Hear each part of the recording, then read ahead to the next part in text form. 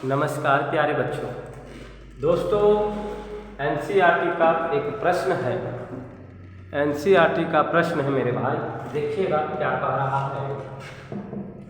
NCERT का प्रश्न है, बिहार बोर्ड का जो प्रश्न है, देखिए क्या कह रहा है। हमारे जैसे बहुकोशिकीय जीवों में ऑक्सीजन की हमारे जैसे बहुकोशिकीय जीवों में ऑक्सीजन की आवश्यकता पूरी करने में विसरण क्यों अपर्याप्त है। यानी कि हमारे जैसे जो बहुकोशिकीय जीव है, जीवों में ऑक्सीजन की आवश्यकता पूरी करने में, हमारे जैसे जैसे मनुष्य हो गया, पशु हो गया, हमारे जैसे बहुकोशिकीय जीवों में ऑक्सीजन की आवश्यकता, क्योंकि हम बहुकोशिकीय जीव हैं तो हमें ऑक्सीजन तो चाहिए। ऑक्सीजन की आवश्यकता पूरी करने में विसरण क्यों अपर्याप्त।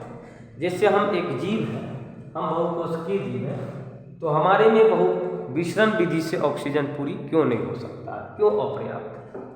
ठीक है, तो आइए एक कोशिकीय जीव की पूरी सतह पर्यावरण के संपर्क में रहते हैं। यानी कि एक कोशिकीय जीव जो होते हैं, उनका जो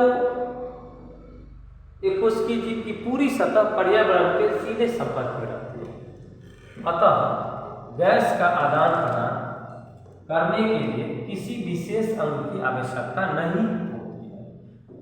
मतलब एक कोशिकीय जीव की अगर बात करेंगे, एक कोशिकीय जीव की अगर आप बात करें तो एक कोशिकीय जीव में गैसों के आदान प्रदान के लिए किसी विशेष अंग की आवश्यकता नहीं होती। लेकिन अगर बात करें बहुकोशिकीय जीवों में, सभी कोशिकाएं अपने आसपास के पर्यावरण के सीधे संपर्क में नहीं रह सकती। यानी कि बहुकोशिकीय जीवों में सभी कोशिकाएं, जितना जो कोशिका है, अपने आसपास के पर्यावरण के सीधे संपर्क में नहीं रह सकते। अतः साधारण विसरण सभी कोशिकाओं की पूर्ति नहीं कर सकता है, नहीं कर सकता।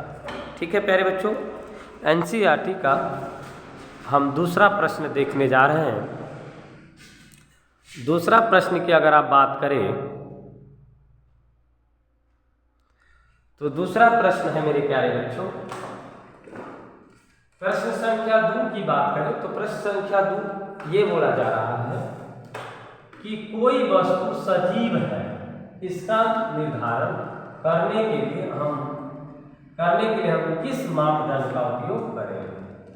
कोई वस्तु सजीव है, कोई वस्तु जो है सजीव है, इसका निर्धारण करने के लिए, जैसे कि पशु हो गया, पक्षी हो गया, मनुष्य हो गया, कोई वस्तु सजीव है, इसका निर्धारण करने के लिए हम किस मापदंड का उपयोग करें।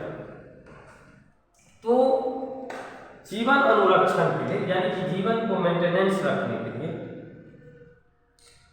जीवन अनुरक्षण के लिए पोषण, यानी कि हमें पोषण, ऊर्जा की आवश्यकता है, श्वसन, सांस लेते हैं, और उत्सर्जन के रूप में पेशाब, पैखाना, मल, ये 3 प्रक्रम अति आवश्यक है। यानी कि पोषण, श्वसन और उत्सर्जन के जो 3 प्रक्रम है, अति आवश्यक है। यदि किसी वस्तु में पोषण, श्वसन और उत्सर्जन होता है तो हम निश्चित तौर पर कह सकते हैं कि वह वस्तु सजीव है।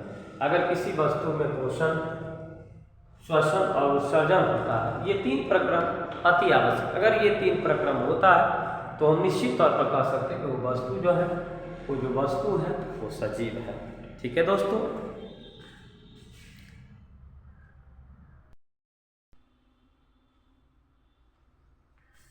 प्यारे साथियों, प्रश्न 3 की बात करें तो प्रश्न संख्या 3 याद ये है, एनसीईआरटी का ही है।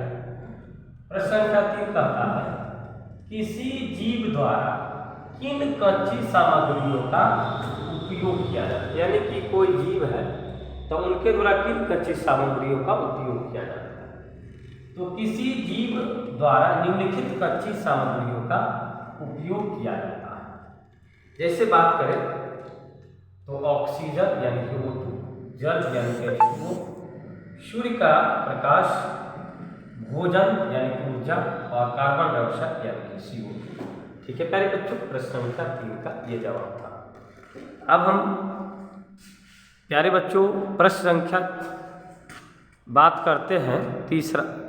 करते हैं पचमा का। पचमा प्रश्न मेरे भाई क्या कह रहा है? पचमा प्रश्न क्या कह रहा है प्यारे बच्चों जी, आइए देख लेते हैं।